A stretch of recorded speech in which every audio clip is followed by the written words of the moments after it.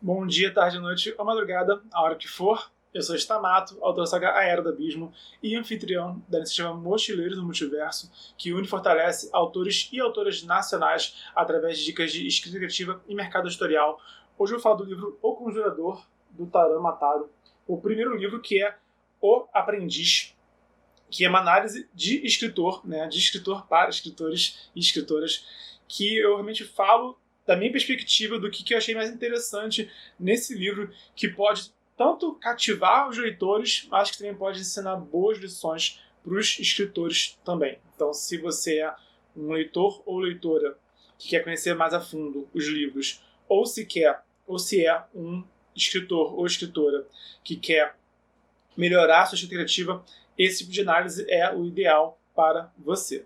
Então, esse livro aqui, logo de cara, é muito nítido como que o Taran Mataro usa muito bem as inspirações dele. Sempre que eu falo do Taran, eu preciso falar, né, das inspirações que ele teve para criar esse livro aqui e que ele soube usar de maneira maravilhosa. Porque muitas vezes eu vejo autores que eu percebo muito, esse livro aqui é uma mistura de Senhor dos Anéis com Game of Thrones, né, mistura de Game of Thrones com Witcher.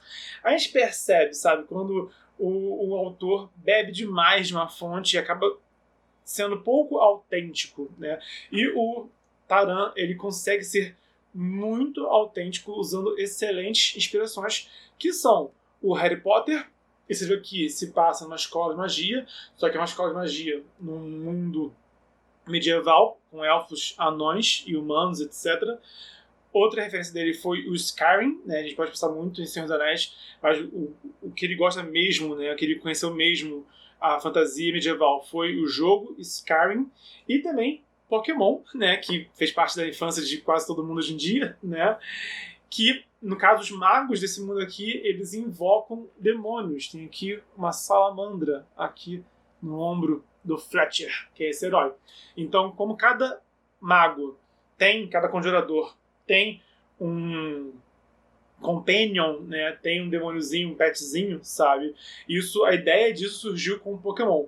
E o próprio Taran Mataro, ele conta isso. Quando ele escreveu o Conjurador, ele pensou, o que é que eu gosto, né? Os elementos que eu gosto, que eu deveria encontrar num livro e não encontrei ainda. O que eu acho que é um ótimo ponto de partida para escrever uma história, sabe? Pensa na história que você... Pensa em tudo que você queria numa história e não encontrou da maneira que você quer. Escreva esse livro, sabe? Acho que é um ótimo ponto de partida para qualquer escritor. Então ele pegou esses elementos, mas ele não ficou, porque existia assim, um risco muito alto de se ficar uma coxa de retalhos, sabe? De ficar muito ali Harry Potter, Skyrim e Pokémon em ponto final. O que acontece é que o Taran Mataro, ele consegue criar um mundo muito interessante e muito autêntico. Tem toda uma questão de guerra contra os orcs, sabe? Questão de como que os humanos colonizaram outros povos também, sabe? Então tem várias questões no livro que você não vê, né, da forma como ele apresentou no Harry Potter e no Pokémon menos ainda. Um pouco no Skyrim, né? Skyrim tem a história política um pouco maior, tem a história de guerra também, né? Mas, enfim, ele conseguiu criar um mundo muito autêntico, usando boas inspirações e de forma que ficou harmonioso. Não ficou cópia, não ficou coxa de retalhos. Ele realmente criou algo autêntico, sabe? Ele fez isso porque ele soube usar bem as inspirações. Então, se você quer ler um livro que tem boas inspirações e bem aproveitadas, isso aqui é... Acho que, assim, de todos os livros que eu já li, é um dos melhores, assim, em relação a isso. A você conseguir identificar as inspirações ao longo da leitura, mas de forma harmônica, de forma que esteja mais interessado ainda para ler, né? Do que poderia, talvez, incomodar algumas pessoas. O segundo ponto é como que o Taran cria a empatia pelos personagens, que é uma coisa muito importante, que muitos autores hoje em dia pecam. Eu leio alguns livros que eu tenho ranço do personagem e eu largo o livro. Se eu tomo ranço de protagonista, eu largo a leitura, sabe? E o Taran, ele sabe criar a empatia pelos personagens, por cada um deles, né? Então, o primeiro é bem nítido, que é o Fletcher. Percebe que ele é um rapaz humilde, que ele é filho de um homem trabalhador, né? Então, a gente vai já se associando a ele, sabe? Essa questão de que ele vive num lugar que é meio que um lugar meio perdido no mapa, né? Mas que tem gente lá que se acha importante pra caramba, e rola um atrito, e todos nós sentimos isso já. Todos nós já olhamos pra uma pessoa que se achava melhor do que a gente e era arrogante, sabe? Então isso vai fazendo a gente se conectar com o Fletcher, mas para cada personagem tem também o anão do time, né? Que é o lance do anão é que os humanos colonizaram os anões. Então você também acaba criando empatia também por uma forma meio parecida, né? De ver como que o Fletcher e esse anão eles sofrem, né, um preconceito, cada um de uma forma diferente, e como que eles também fazem parte da sociedade que eles não escolheram fazer parte, mas eles estão subjugados por isso, né?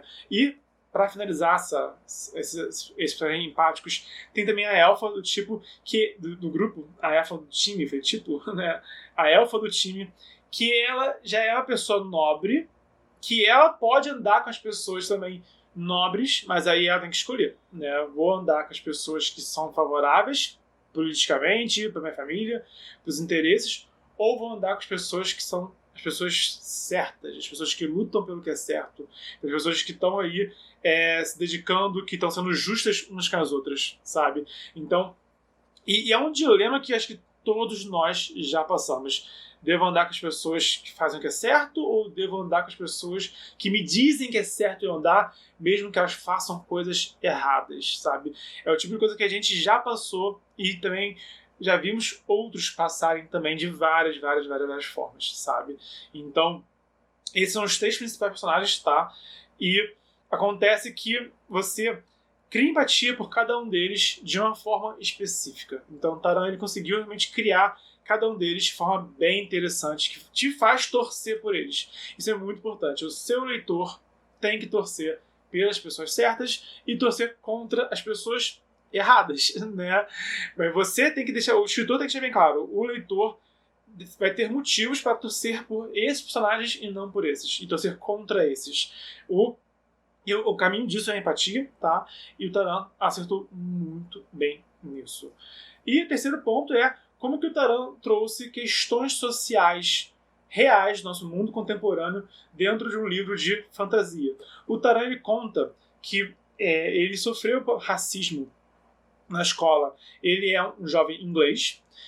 Ele é filho de indiano com brasileira, né? Ele é metade brasileiro, né? O DNA dele é metade brasileiro, né? E ele fala português, inclusive, já conheci ele já pelo Twitter, já, a gente trocou umas palavras. A gente fala mais inglês, porque a gente trocou já e-mail eu já fiz traduções pro Wattpad do Taran, né? E ele fala um pouco, a gente fala mais inglês, porque é a língua que ele é nativo, né? Mas ele fala um pouquinho de português também. E ele conta que, por conta dele ser um jovem de cor, ele sofreu racismo na escola, tinha apelido pejorativo, né?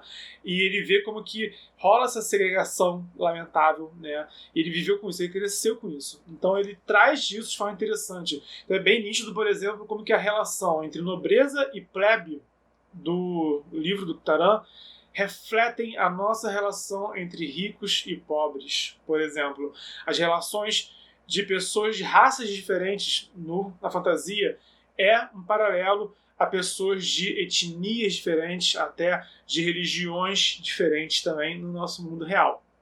Então Taran realmente trouxe essa vivência dele, que ele infelizmente vive com racismo, que o nosso mundo é racista, lamentavelmente. A gente precisa trabalhar muito ainda para melhorar isso. Então o Taran pegou essa vivência dele e conseguiu trazer de forma bem interessante, bem ilustrativa e bem, assim, bem tocante mesmo, sabe? No livro dele. Então é um livro sim de fantasia, de guerra, de aventura, né? Mas é um livro que também te faz olhar para o mundo ao seu redor e questionar o mundo ao seu redor. Que é uma prova como que você pode ter um livro de entretenimento, sabe? Um livro de fantasia, um livro divertido, um livro pop, mas que vai além, sabe? Muita gente, lamentavelmente também, falando em preconceito, né?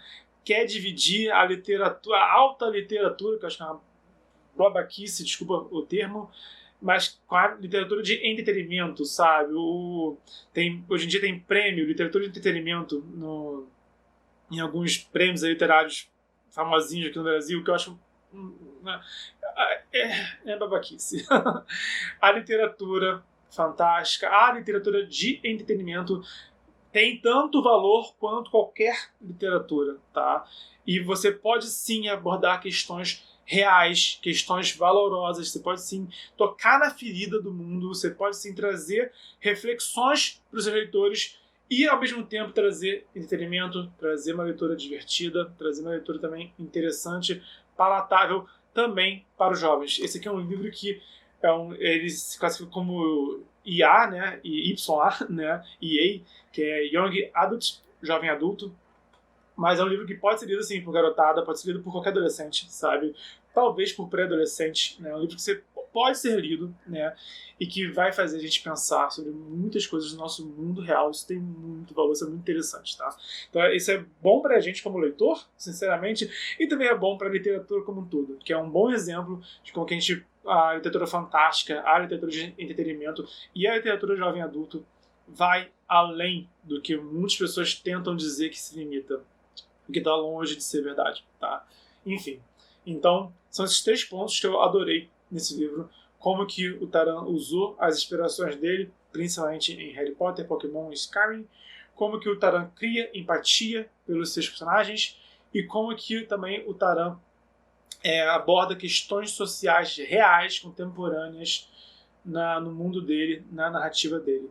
Vou dar aqui embaixo um livro seu de fantasia, né, que foi lançado aí nos últimos 10 anos. Quando a gente fala em literatura fantástica, eu penso muito em Senhor dos Anéis, em Dragonlance, em Lenda de Drizzt, que são livros que já foram publicados já há 20 anos, 30, 40, 50 anos atrás, né?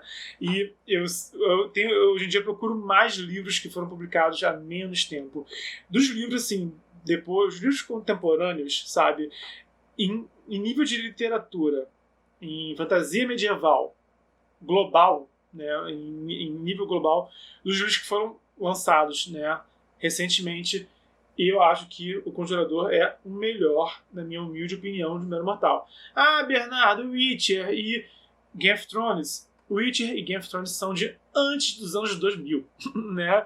Eu não tinha 10 anos de idade quando eles foram publicados, e eles chegaram no Brasil também bem depois. A verdade é essa, que na verdade são livros esses famosos já estão já no mundo há décadas, né? E chegaram no Brasil há menos tempo. Por isso que a gente tem essa perspectiva mais recente deles. Mas são livros que são livros contemporâneos, sim, tá? Mas que não são livros recentes. O Witcher e Game of Thrones não são livros recentes. São livros já, né, de uma geração aí atrás. Eu acho que esse daqui é um livro da nossa geração, de um autor do nosso tempo, sabe? É um autor que percebe, né? As inspirações dele são as inspirações nossas, né? O que ele jogava, o que ele lia, o que ele assistia, era o que eu jogava, o que eu lia, o que eu assistia, né? Então esse é o ponto que eu quero chegar aqui também. Né? Qual autor contemporâneo trouxe uma fantasia que você acha que é, assim, a melhor? Para mim é o Taran Mataro, o autor contemporâneo de fantasia medieval, né? Conta aqui qual é o seu ou a sua autor ou autora favorito ou favorita também. E se você gostou do conteúdo, dá um like, se inscreve, ativa o sininho. Se você conhece alguém que pode se interessar por esse conteúdo, compartilha também na rede social. Lembrando que estamos no desafio 366 de escrita, é vídeo de mercado editorial e escrita criativa quase todo dia. Então, até o próximo vídeo e a gente se vê pelo multiverso.